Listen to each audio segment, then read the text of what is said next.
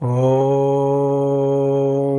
भद्रं कर्णेभिः शृणुयाम देवा भद्रं पश्येमाक्षभिर्यजत्राः स्थिरैरङ्गैस्तुष्टुवागुंसस्तनूभिः व्यशेमहि देवहितं यदायुः। गुरुब्रह्मा गुरुविष्णु गुरुदेवो महेश्वरः गुरु साक्षात् परम ब्रह्म तस्मै श्री गुरुवे नमः।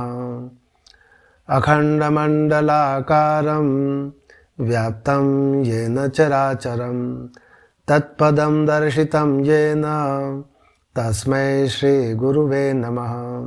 श्रुति स्मृति पुराणानाम् आलयं करुणालयं नमामि भगवत्पाद शंकरं लोकशंकरं शंकरं शंकराचार्यं केशवं बादरायणं सूत्रभाष्यकृतौ वन्दे भगवन्तौ पुनः पुनः।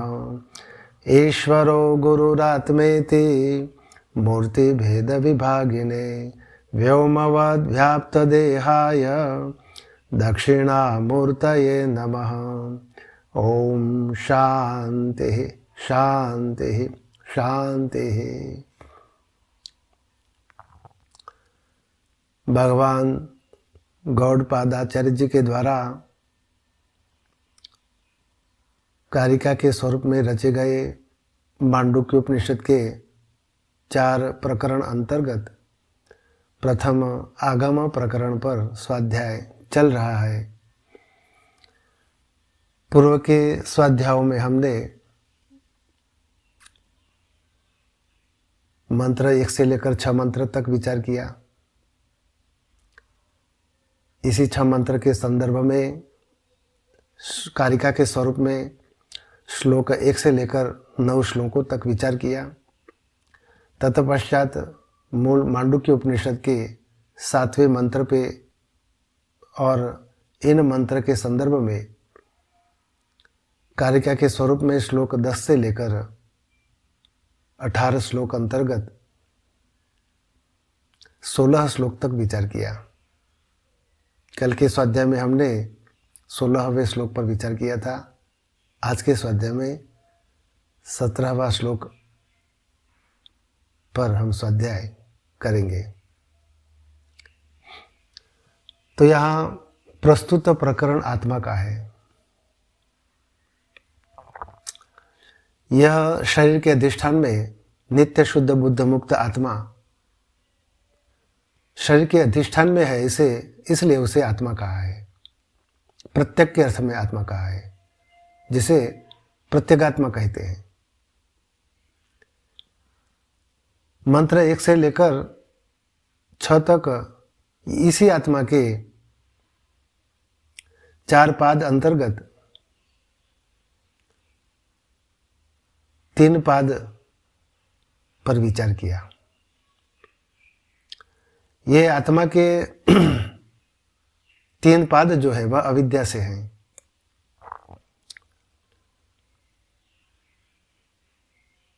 प्रथम पाद जो है वह जागृत अवस्था, बाहर के स्थूल विश्व स्वरूप भिन्न भिन्न शब्दादि विषयों का प्रकाशित करने वाला, और तत्व का अग्रहण स्वरूप विश्व के नाम से कहा गया जागृत अवस्था। ये तीनों अवस्था जो है वह अविद्या और अज्ञान से है। तो ये अज्ञान का ही स्वरूप है, तत्व का अग्रहण स्वरूप जागृत अवस्था, जिसे विश्व नाम से कहा गया। आत्मा जो है वह विश्व नाम से कहा गया। इसी प्रकार दूसरा पाद जो बताया आत्मा का, वह तेजस स्वरूप कहा गया है, अंतः प्रज्ञा। यानी कि जागृतकालीन भिन्न भिन्न जो शब्दादि विषय हैं, उनकी वासनाओं का जब निद्रावस्था में मन का जब स्फुरण होता है, तब उन वासनाओं का बुद्धि के द्वारा संस्कारों के स्वरूप से सिंचन होता है। और तब यह जो आत्मा जो है वह मन से संयोग करता हुआ विश्व तेजस के स्वरूप से उन वासना स्वरूप विषयों को प्रकाशित करता है और अन्यथा ग्रहण स्वरूप यह स्वप्न अवस्था को प्राप्त करता है। अन्यथा ग्रहण। उसी प्रकार यह जो आत्मा है, जब ये जो जागृतकालीन शब्दादि विषय है स्थूल, उनका जो ज्ञान होता है प्रज्ञान, और सूक्ष्म स्वप्न अवस्था में सूक्ष्म वासना रूप जो भिन्न भिन्न शब्दादि विषयों का जो ज्ञान होता है, इन सभी प्रज्ञानों का यहाँ घनीभूत हो जाता है। सुषुप्ति अवस्था जो है गाढ़ निद्रा, उसमें इन सभी प्रज्ञानों का घनीभूत हो जाता है और घन प्रज्ञान घन स्वरूप से हो जाता है। वास्तव में ये सभी प्रज्ञान अज्ञान से ही है। जागृतकालीन भिन्न भिन्न विषयों का जो ज्ञान है वह केवल अविद्या और अज्ञान का ही परिणाम है। इसलिए ये सुषुप्ति अवस्था में प्रज्ञान घन कहा गया और प्राज्ञ नाम से उसे कहा गया। प्राज्ञ केवल अज्ञान का ही अनुभव करता है। अज्ञान का अनुभव यानी तत्व का अप्रतिबोध, तत्व का अप्रतिबोध, उसे ही अज्ञान कहा है, यानी अविद्या, वही निद्रा कहा है। तत्व अग्रहण स्वरूप जो सुषुप्ति अवस्था है उसे निद्रा कहा है। इस प्रकार हमने पूर्व के स्वाध्याय में विचार किया था। यही सुषुप्ति अवस्था प्राज्ञ नाम से आत्मा कहा गया। तत्पश्चात ये जो तीन अवस्था जो है आत्मा की, ये अविद्या से आरोपित मात्र अवस्थाएं हैं, माया का प्रपंच मात्र। वास्तव में ये जो तीन अवस्था वाला, तीन स्वरूप वाला जो आत्मा नित्य शुद्ध बुद्ध स्वरूप से है, वह उसका जो सातवां मंत्र जो है इस मांडुक्य उपनिषद का, उस सातवें मंत्र से उसका स्वरूप बताया है, तुरीय स्वरूप।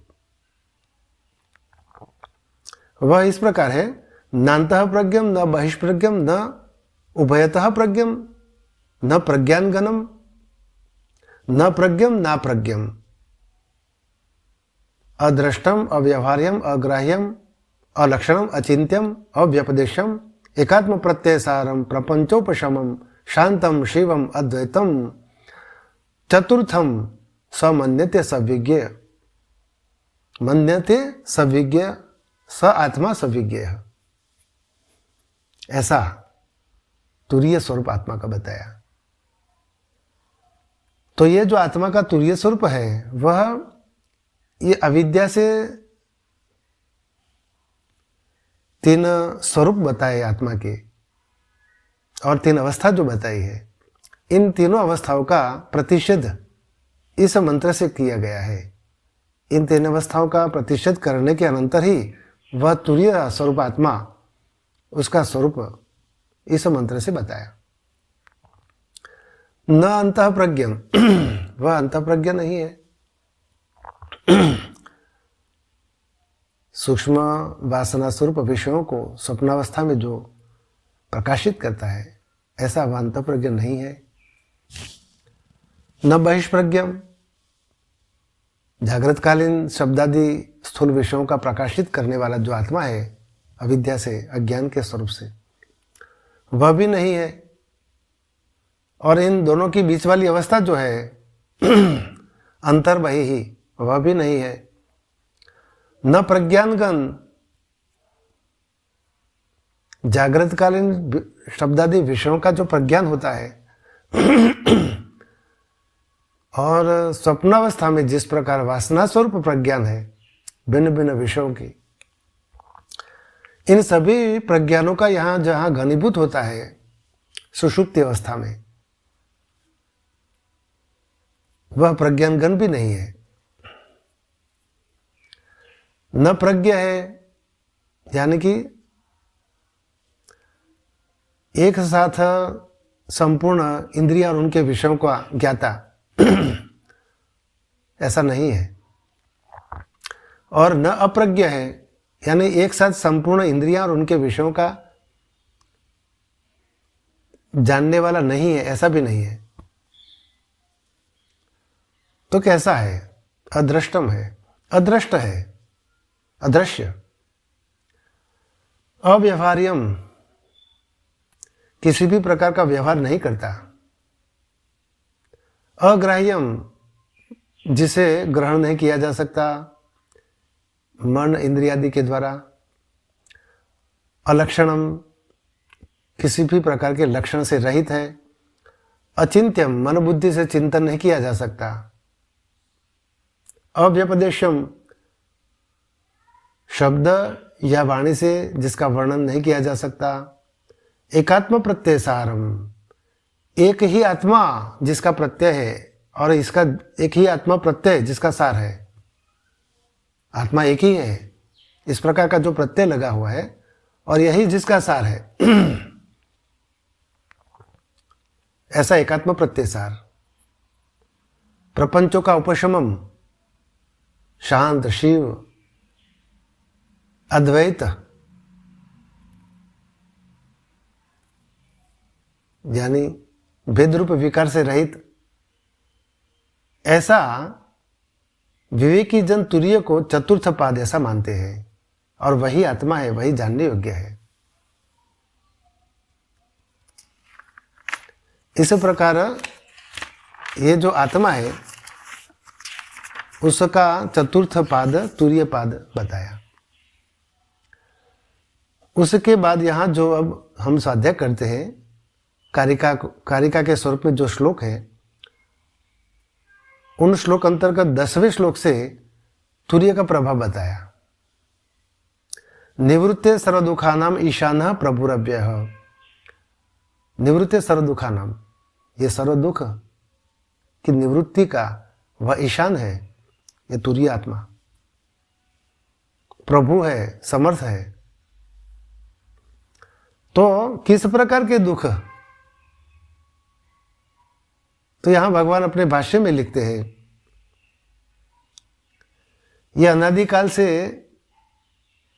ये चिदानंदमय ब्रह्म स्वरूप है, जो नित्य शुद्ध बुद्ध मुक्त आत्मा है,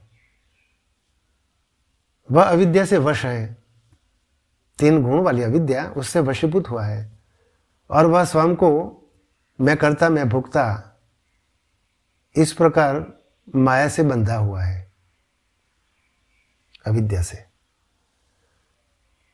और इस अविद्या से वह 3 प्रकार के स्वरूप को प्राप्त करता है, 3 अवस्थाओं को प्राप्त करता है अनादिकाल से। सुषुप्ति अवस्था अव्याकृत सदब्रह्म के स्वरूप से केवल अज्ञान को ही देखता है। काम कर्म से जब उसका अंकुर फूटता है, उसके कर्म के अंकुर जब फल के स्वरूप से जब स्फुरित होते हैं, तब वह जन्म को धारण करता है, यानी प्राज्ञ अवस्था को प्राप्त करके वह सूक्ष्म लिंग शरीर की अवस्था को प्राप्त करता है। स्वप्नावस्था जिसे तेजस स्वरूप से कहा गया है, लिंग शरीर मनोसृष्टि के स्वरूप से,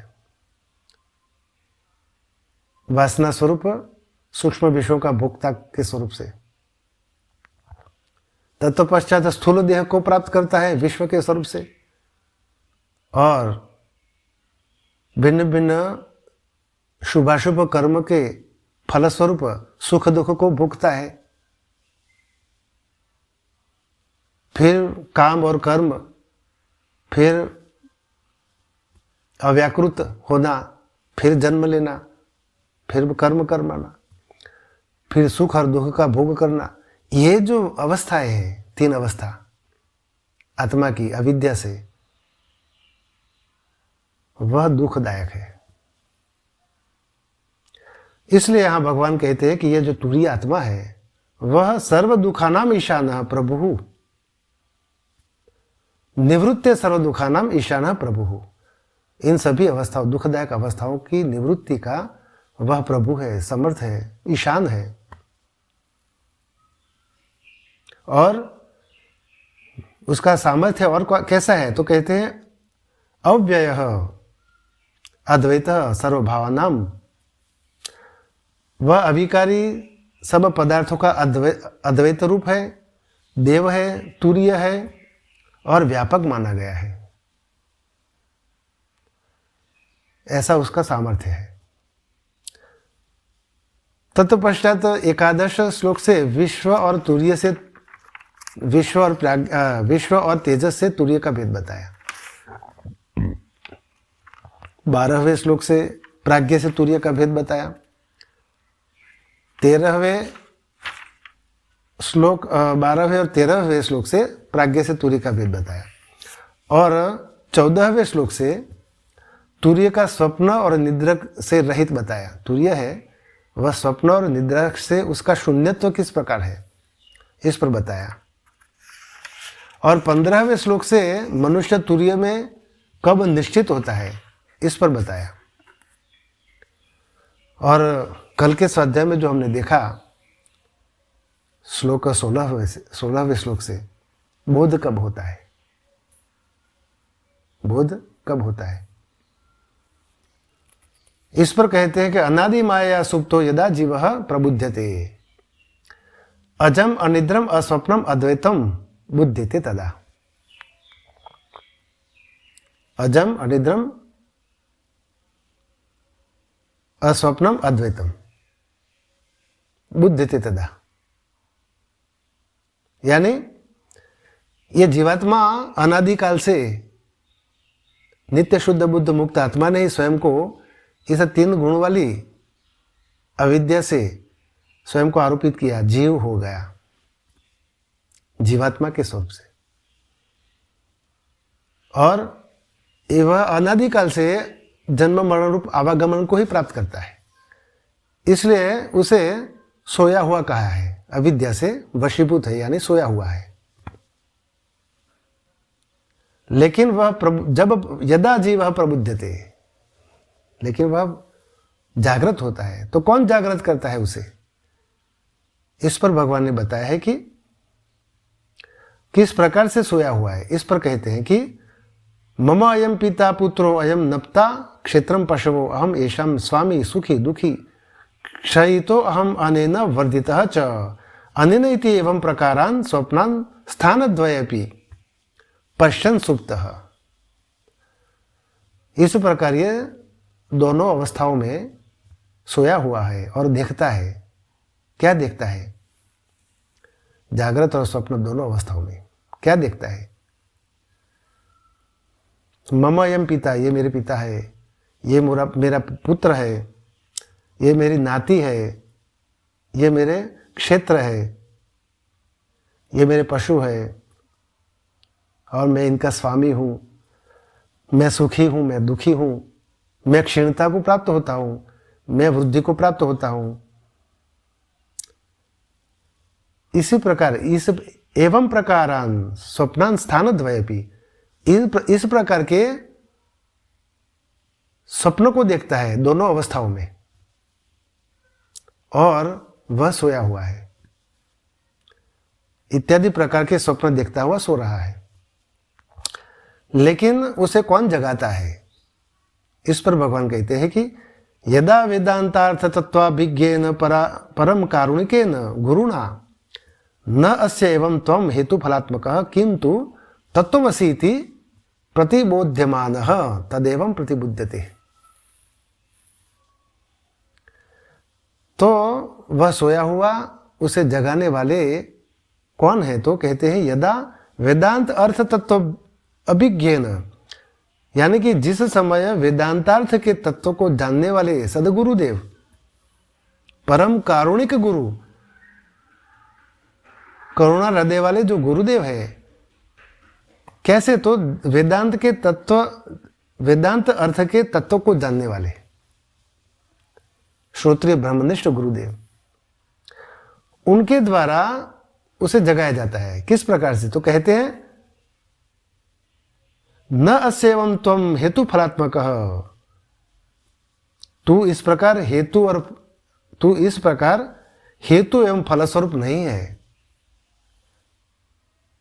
कामना करने वाला, कर्म करने वाला और फल प्राप्त करने वाला, ऐसा तू नहीं है।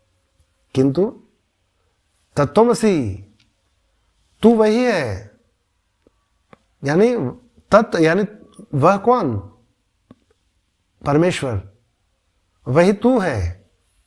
तत्त्वमसि, यह जो छांदोग्य उपनिषद का महावाक्य है, तत् यानी परमेश्वर, ईश्वर, त्वम यानी जीवात्मा, तुम। एक माया से, माया को अपने वश में किए हुए हैं, और दूसरा अविद्या से वशीभूत है। तो ये जो माया और अविद्या, ये दोनों विरोधांश हुए, उन विरोधांश का ये सदगुरुदेव उनका त्याग कराते हैं। यानी कि ये जो विरोधांश माया और अविद्या का त्याग करने के अनंतर जो शेष रहते हैं असी के स्वरूप से, वही परमात्मा, वही तुम हो। इस प्रकार का वे तत्व, वेदांतार्थ के तत्व को जानने वाले कौन? तो किसी परम कारुणिक गुरु के द्वारा उसे उपदेश किया जाता है, तब वह जागता है, उसे जगाया जाता है। उस समय उसे ऐसा बोध प्राप्त होता है। किस प्रकार का बोध प्राप्त होता है? तो कहते हैं कि वह जो तुम हो, वह कौन? जो अजम है, जो अनिद्रम है, जो अस्वप्नम है, जो अद्वैत है, ऐसा तुम हो। इस प्रकार का बोध कराते हैं। अजम यानी अजन्मा है तू, वह जो तू तत्व है, तत्व स्वरूप जो तू है, वह किस प्रकार का? तो अजम, अजन्मा, अनिद्रम, अनादिकाल से जिस निद्रा को तू प्राप्त किया हुआ है वह तू नहीं है, लेकिन तू अनिद्र है। अविद्या से जो वश है, वह अविद्या तुझ में नहीं है। अविद्या के बीज स्वरूप जो निद्रा है, अविद्यारूप अंधकार की बीजभूत अविद्या तुझ में नहीं है, ऐसा तू तत्व के स्वरूप से है। इसलिए अन्यथा ग्रहण स्वरूप भी तुझ में नहीं है, स्वप्न के स्वरूप से, इसलिए तू अद्वैत है। इसी प्रकार यस्मात् च अनिद्रम अस्वप्नम तस्मात् च अजम अद्वैतम तुर्यम आत्मानम बुध्यते।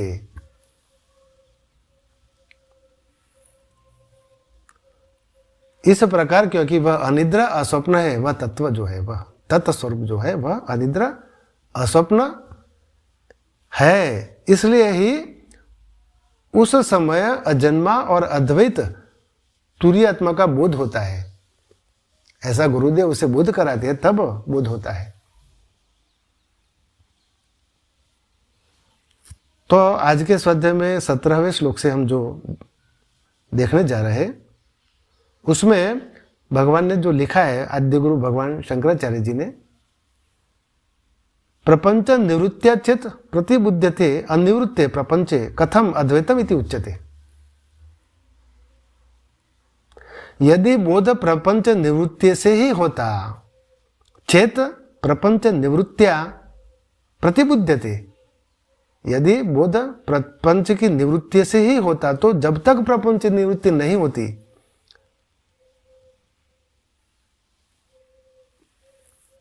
निवृत्ति प्रपंच कथम अद्वैतम इति उच्यते, जब तक प्रपंच की निवृत्ति नहीं होती, अनिवृत्ति प्रपंचे कथम अद्वैतम, अनिवृत्ति यानी निवृत्त नहीं होती प्रपंच की, तब तक अद्वैत कैसा? इस पर कहा जाता है प्रपंच का अत्यंता भाव। प्रपंच का अत्यंत अभाव यानी कि किसी भी समय किसी भी स्थान पर बिल्कुल नहीं है यह प्रपंच, केवल माया ही है। यह माया का प्रपंच केवल माया का ही है, केवल माया ही प्रपंच के स्वरूप से भाषित हो रही है। परमार्थतः तो अद्वैत ही है। ऐसा इसका इस श्लोक जो है वह इस प्रकार है। प्रपंचो यदि विद्येत निवर्तेत न संशयः, माया मात्रमिदं द्वैतम अद्वैतम परमार्थतः। प्रपंचो यदि विद्येत निवर्तेत न संशयः, यदि प्रपंच विद्यमान होता तो उसकी निवृत्ति भी होती, इसमें कोई संशय नहीं है, इसमें संशय नहीं है, संदेह नहीं है। यह द्वैत तो माया मात्र है। माया मात्रम इदम द्वैतम अद्वैतम परमार्थतः। माया मात्र इदम द्वैतम, यह द्वैत तो माया मात्र है, परमार्थतः तो अद्वैत ही है। इसका भाष्य भगवान ने जो किया है इस पर विचार करते हैं। सत्यम एवं स्यात् प्रपंचो यदि विद्येत रज्ज्वं सर्प एव कल्पितत्वात् न तु स विद्यते। प्रपंचो यदि विद्येत सत्यम एवं स्यात्, यदि प्रपंच होता तो सचमुच ऐसा ही होता। यदि प्रपंच होता तो सचमुच ऐसा ही होता। रज्ज्वं सर्प इव कल्पितत्वात् न तु स विद्यते, किंतु रज्ज्वं सर्प इव कल्पितत्वात्, रज्जु में आरोपित सर्प के समान केवल कल्पित हुआ मात्र होने के कारण, केवल कल्पित होने के कारण न तु स विद्यते, वास्तव में वस्तुतः विद्यमान है ही नहीं, वह है ही नहीं। ऐसा विद्यमान चेत निवर्तेत न संशय, और यदि विद्यमान होता तो निसंदेह उसकी निवृत्ति भी होती। यदि विद्यमान होता प्रपंच तो उसमें संदेह ही नहीं, निवृत्त भी हो जाता। नहीं रज्ज्वं भ्रांति बुद्ध्या कल्पितः सर्पो विद्यमानः सन विवेक तो निवृत्तः।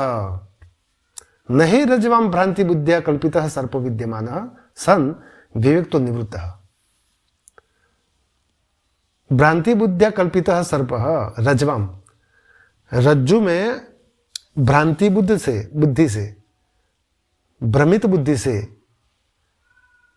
कल्पित जो विद्यमान सर्प है, रज्जु में भ्रांति बुद्धि से जब सर्प की कल्पना की जाती है, यानी कि मंद अंधकार में यह जो रज्जु है वह सर्प के समान दिखाई देता है, वह सर्प ही दिखाई देता है भ्रमित बुद्धि से, क्योंकि अंधकार है इसलिए देखने वाले को पता नहीं कि यह रस्सी है।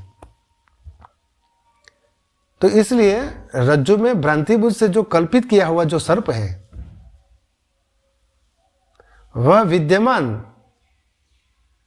होते हुए विवेक तो न निवृत्त, उस सर्प को विवेक से निवृत्त नहीं किया जा सकता। यानी सर्प की निवृत्ति विवेक से नहीं हो सकती, क्योंकि माया से है।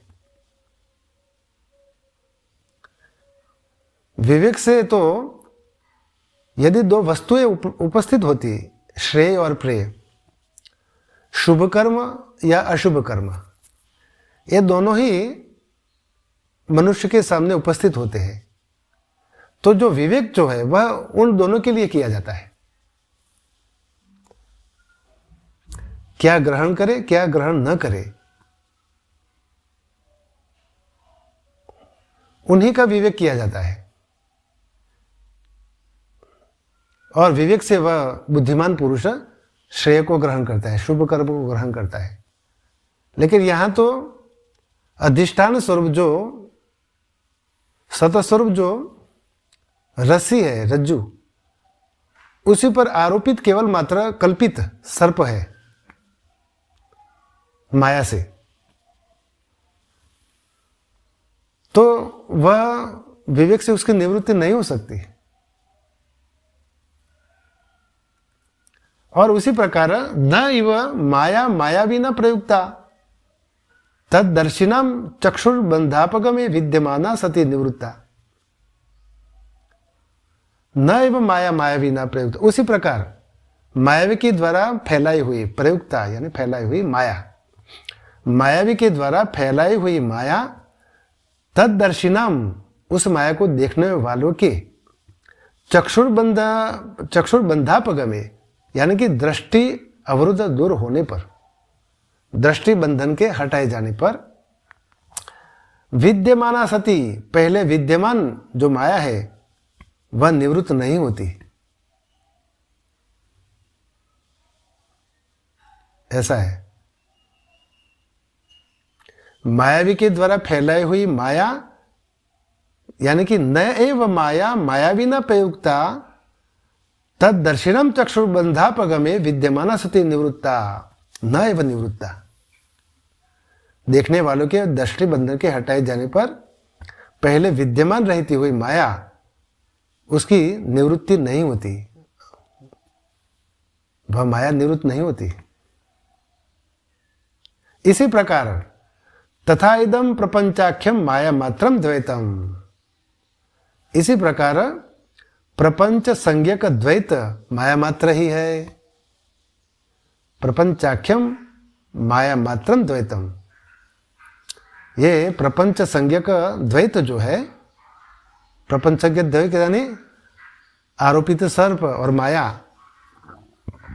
मायावी ने जिस प्रकार माया को फैलाया तो देखने वाला माया को ही देखता है, और मंद अंधकार में जो रज्जु है रस्सी, उस पर देखने वाला सर्प को आरोप कर देता है, भ्रम बुद्धि से जो सर्प को ही देखता है। तो ये जो आरोपित प्रपंचाख्यम द्वैत है, यह प्रपंच के संज्ञक, प्रपंच संज्ञक ये द्वैत है, माया और सर्प, ये माया मात्र है। मायावी की माया और रस्सु पर आरोपित सर्प, ये केवल माया मात्र है, ये द्वैत भाव से आरोपित।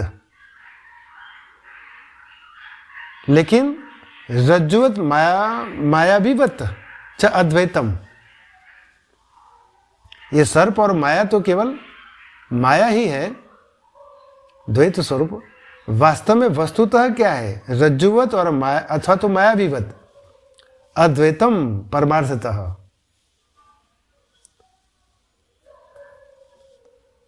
तथा इदम प्रपंचाख्यम माया मात्रम द्वैतम रज्जुवत मायावीवत च अद्वैतम परमार्थतः। तस्मात् न कश्चित् प्रपंचः प्रवृत्तो निवृत्तो वा अस्ति इति अभिप्रायः। यह जो अब उपरोक्त जो बताए दो, उसी प्रकार जो ये जो माया संज्ञक द्वैत माया मात्र है,